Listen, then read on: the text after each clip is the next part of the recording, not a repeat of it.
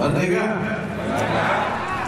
Bupati Banyumas Insinyur Haji Ahmad Hussein lahir di Jakarta pada tanggal 17 Agustus 1959.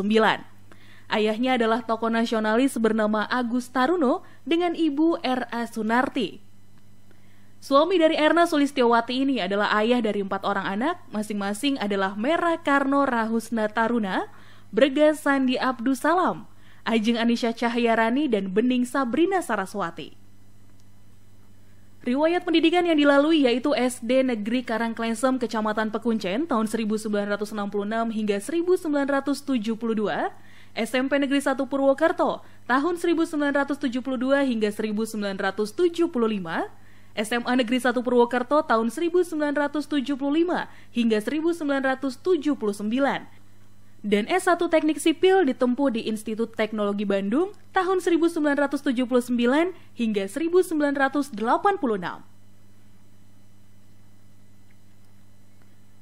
Setelah menempuh pendidikan, Ahmad Hussein muda langsung terjun di dunia kerja yang tercatat dalam riwayat pekerjaannya sebagai berikut. Tahun 1986 hingga 1988 sebagai Civil Supervisor PT Hutama Jala Jakarta. Tahun 1988 hingga 1990 sebagai Civil Engineer PT Hutama Takenaka. Tahun 1990 hingga 1999 sebagai Project Manager PT Chiyoda International. Tahun 1999 hingga 2002 sebagai Project Control Manager PT Tames Pamjaya. Tahun 2002 hingga 2003 sebagai Administration Manager PT Ume Persada. Mulai tahun 2003, Ahmad Hussein mulai tertarik dalam dunia pemerintahan sehingga beliau masuk jajaran direksi PDAM Surabaya, menduduki jabatan sebagai Direktur Distribusi pada tahun 2003 hingga 2005. Kemudian pulang kampung ke Banyumas dan menduduki jabatan sebagai Direktur Utama PDAM Kabupaten Banyumas tahun 2005 hingga 2008.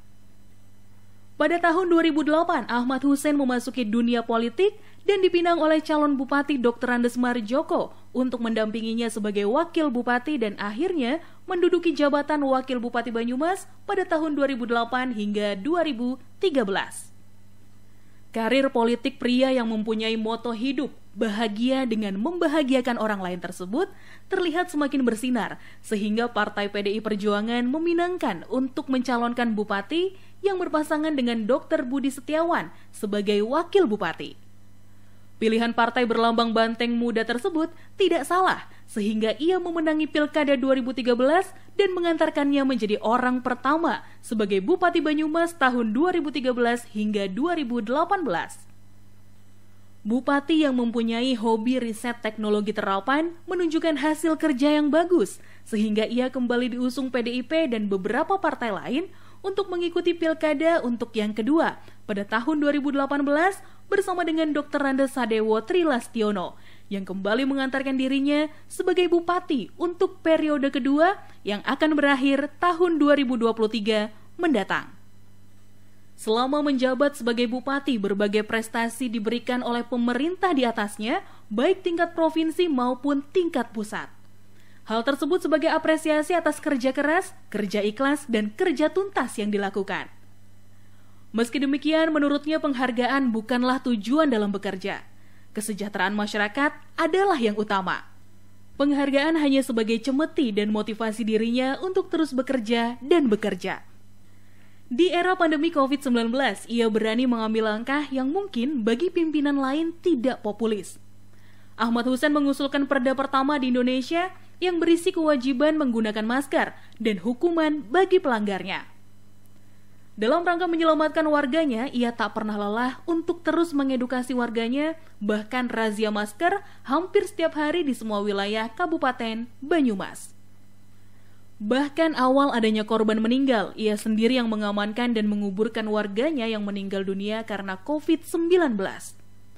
Peristiwa inilah yang membuatnya viral dan menjadi berita media televisi nasional. Bahkan kelompok masyarakat pun memberi dukungan dengan mengirimkan karangan bunga.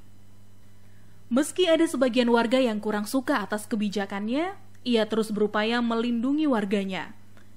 Untuk mensosialisasikan COVID-19, ia sering update info terkini melalui Instagram pribadinya dan sesekali dengan siaran langsung melalui Instagram.